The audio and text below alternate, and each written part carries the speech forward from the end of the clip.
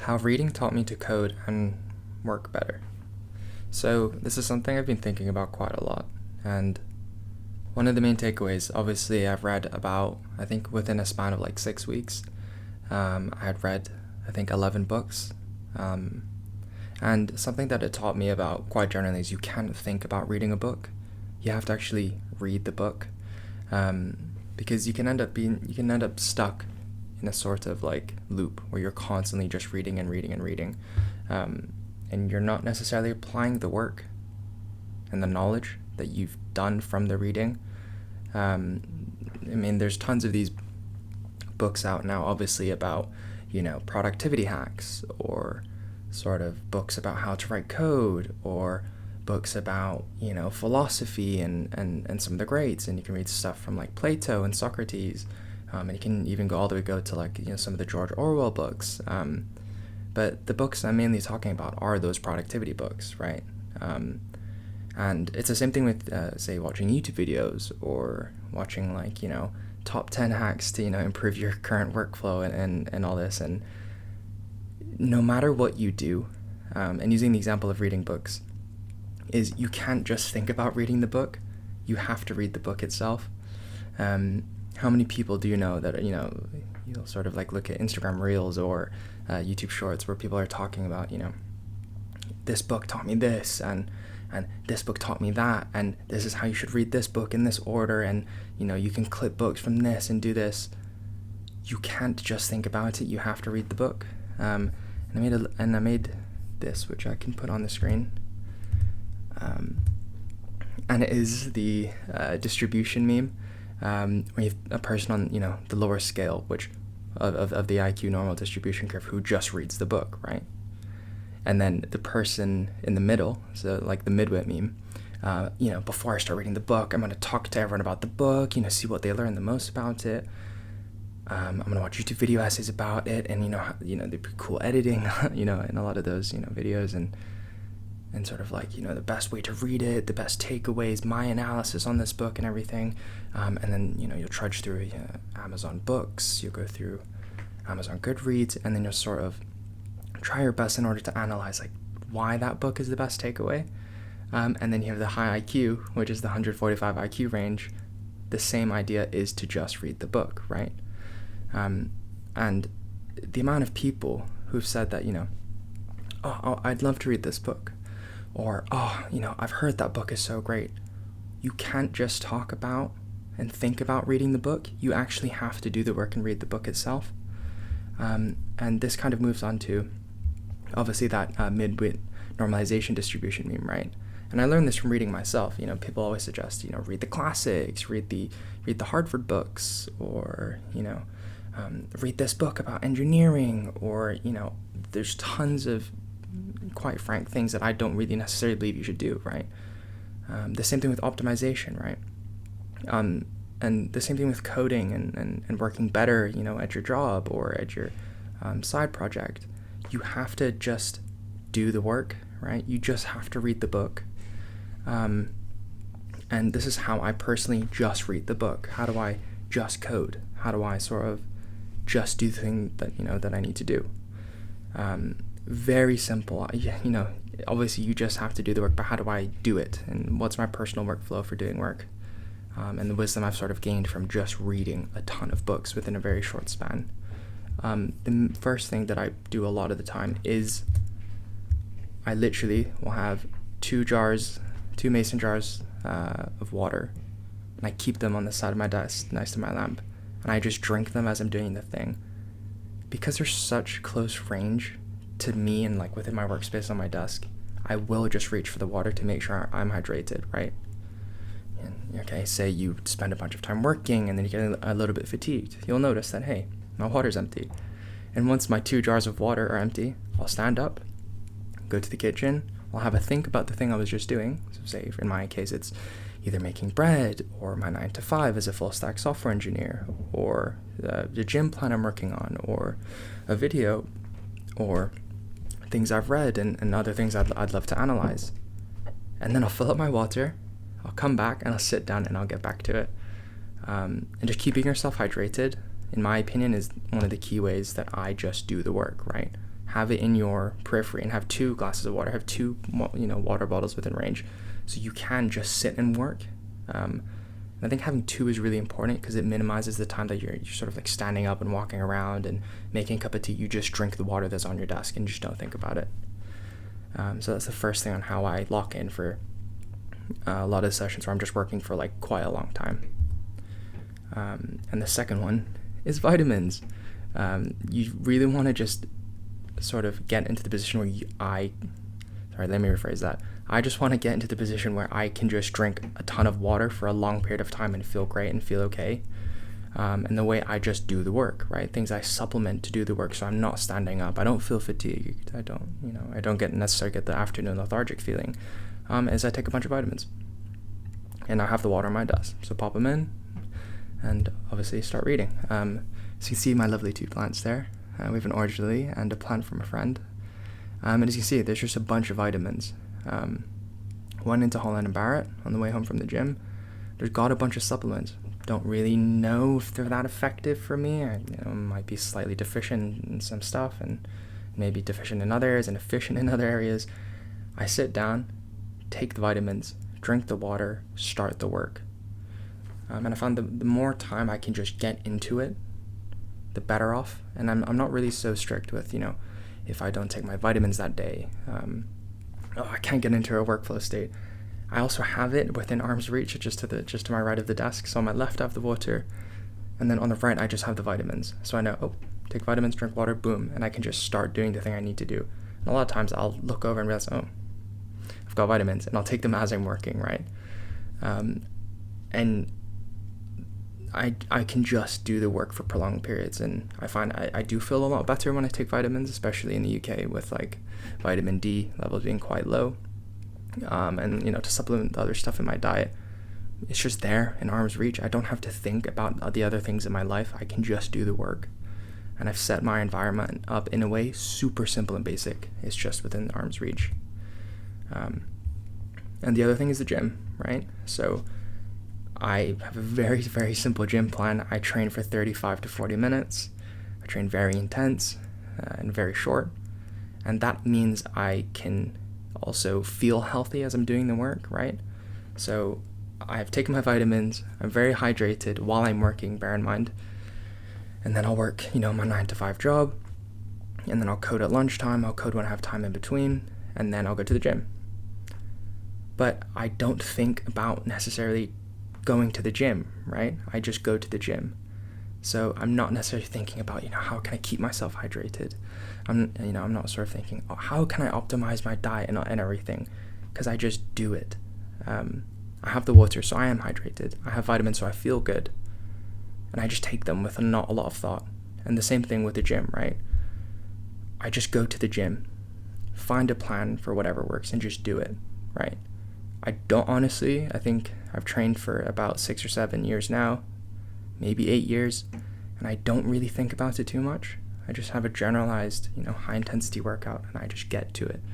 I don't watch these videos sort of, the scientific way to do this, or, this is the most optimized routine for, building shoulder mass, or, how to get abs, or how to tone down and lean down. I sort of just go to the gym, do my gym workout, and come home. And it's really, really simple. The less you think about it and just do the thing, you will get the benefits of doing the thing based off just first principles. And something else that, so these 3 are more just, I keep hydrated by having water near me. I have vitamins near me, so I know I'm relatively healthy. I go to the gym, and I'll also have a bit of water, because this one's getting low. And I just go to the gym, and I don't really think about it. And I use Apple Notes or Google Notes, and I just write down the sets and reps I'm doing. And next time I go, I just increment the number a little bit. And something that helps me sort of stay within that mental frame of just doing the work is I personally get distracted quite easily. So I use noise-canceling headphones, even if I'm in a quiet place, which honestly is the ideal. I just put on the headphones and play brown noise or white noise, some sort of like ambient noise, and I just do the thing. And I do find it helps quite a lot for doing the rest of everything else. And something I do supplement on how I just do the things I need to do is by having headphones that block out any sort of like auditory distractions. So I live above a restaurant, and the fan is really loud at the back, so that helps as well. And it is a sort of physical thing. Like as you go to put on the headphones, you feel that you're ready to do something. There's almost like an intent that you're reinforcing. And this one is a little bit more specific towards the type of work I do in my day job and outside of work. Is I use Claude Code in the terminal. If you don't know what that means, that's okay. I sort of use a tool where I'm not distracted, and the only thing I can see on my screen is just Claude. So it's a sort of coding assisted tool that I use quite a lot. And so I try to eliminate the amount of time from the idea I have or the thing I need to do and doing the thing. So in my case, this is a tool that I use heavily to just do the work. And this sort of applies to, so the next point is that reading is useless unless applied. This is not really about reading books. It's about reading and consuming knowledge of any sort. It is absolutely useless to watch a bunch of workout videos and watch Instagram reels about fitness people, and you look at research papers that this is the most optimized sets or reps, or I'm quite into bread making, and watching a ton of YouTube videos about making bread isn't going to help you make the bread. You have to do the thing itself. So that we can actually change this instead of reading to sort of the consumption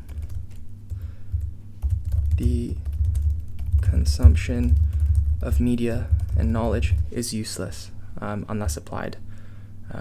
Because again, this is just another thing keeping you away from doing the work, right? Watching videos about books and how amazing books are, and we're all guilty of this. It stops you from doing the thing itself. So how can we optimize? How can we just spend our time just to do the thing itself?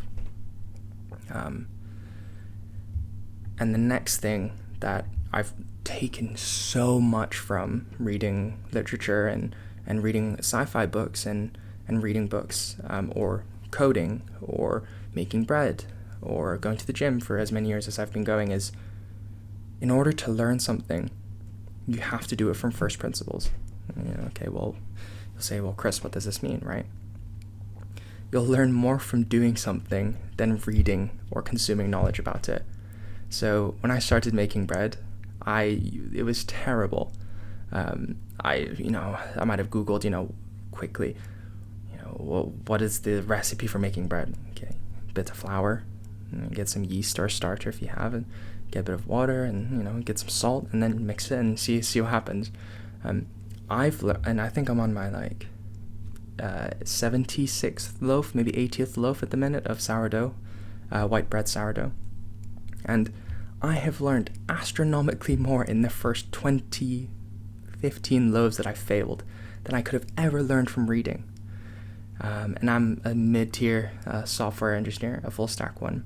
I have learned astronomically more from the projects that I've built and have failed, for projects I tried to build and it's too complex for me and I fail. I got a job in one of the most, apparently the most difficult times to ever have gotten a job. And I graduated in 2024. And I could have Googled, best job hacks in order to get a job in 2024 as a software engineer or computer science graduate. I learned nothing from those videos. You might get a generalized direction, but you don't internalize it until you practice it. I learned an incredible amount from applying to 247 jobs, getting maybe two dozen interviews, and failing and absolutely bombing them than I will have ever read about, right? Simple things, complex things, the way you phrase questions at the end of an interview, the way you prep for them. In the software engineering industry, this is sort of dying out now with, the rise of AI, but there's a thing of having to study data structures and algorithms. I was so bad at data structures and algorithms, but I got so much better from going into interviews and having to actually live sort of, you share your screen on the Zoom meeting or Teams meeting and doing the actual question that they've given you live in front of them. You can practice a ton, or you can read, the top optimized strategy for acing the software engineering interview, but none of that compares to me actually applying to the jobs and doing them myself. So, and it applies the same thing from reading, right? You can read someone's summary about a book.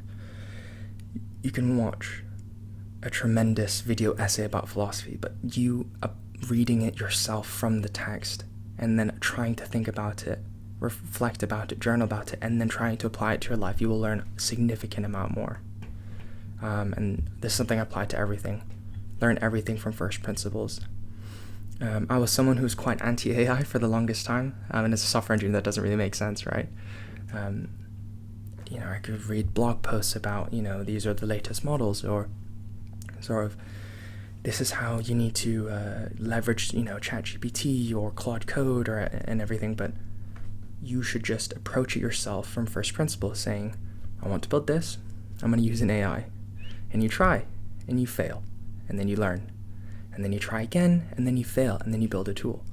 And then you fail again, your tool doesn't work, and then you rebuild it again. And then you find a place in the market where AI isn't necessarily doing the best. And you have to do things from first principles. And I've personally taken this away from making bread, from reading actual books that I find have a lot of value, and I don't get someone else's opinion on it. I just read the thing myself and learn it from first principles. You can learn anything in this world. We're in the Renaissance age for technology, right? You have machines that have the plethora of the human consciousness through a chatbot that you can query to learn anything. I learned how to write this really complex programming language, C++, and how to write a trading exchange connection, all from just ripping a PDF off Anna's archive, reading it, and then trying to code it myself. Doing things from first principles is the entire summary of this entire video. Do it, figure out, and learn along the way. And moving up until the last thing here is become the primary source for things. And this sort of falls in line with doing things and executing things from first principles, because you end up learning so much more about doing the thing. And I'm really trying to make this the case, is be the primary source for things. So, you might ask, well, Chris, what does this mean, right? Essentially what I'm trying to say here is be the person who figures the thing out. Don't be a secondary source. Don't be a tertiary source. Go ahead yourself and try and fail. And that is how you learn things.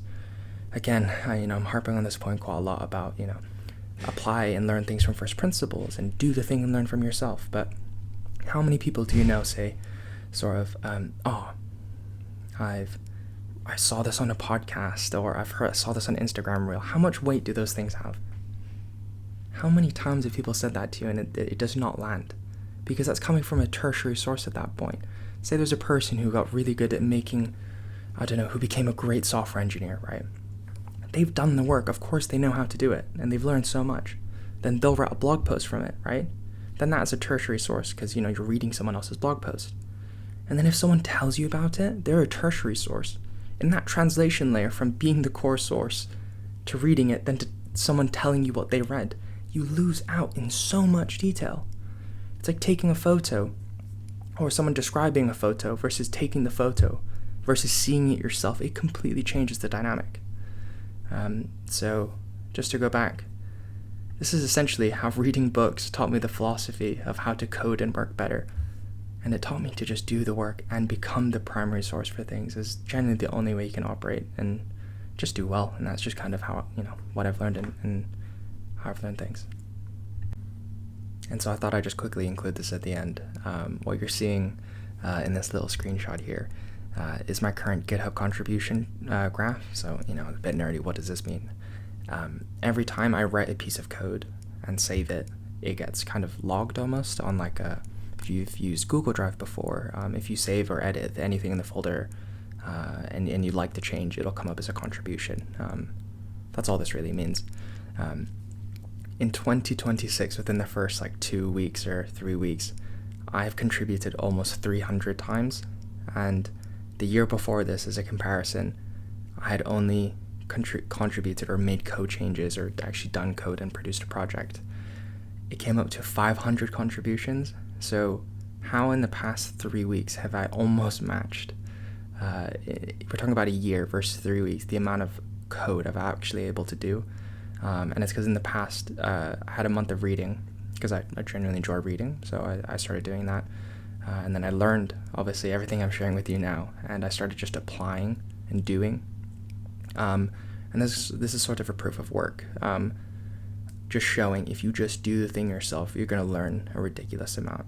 I've learned an extraordinary amount of how, what the best models are for writing code, how I can utilize, some agents to help apply to jobs for me. And I've learned an incredible amount from just doing. So that's sort of a little graph just to, as a proof of stake, a proof of work. And the other thing is I've made so many loaves of bread to the point where I'm now at the stage where I can produce a very nice quality loaf. I make like 1,000 grams worth of white flour dough, white flour. So that's like a kilo of just flour, and then you put the water and the rest of it, and it works out to about like a 1.5 kilo loaf. So it's a big old loaf. It's sort of the size of my head. But I've almost perfected my bread making ability purely from just doing it. So reading has taught me a lot about how to just do things, be the primary source, learn from first principles, and that's how I've become a semi-okay. You know what? I really like the bread I make because I've done it so many times. I've gone to the stage where I've learned so much.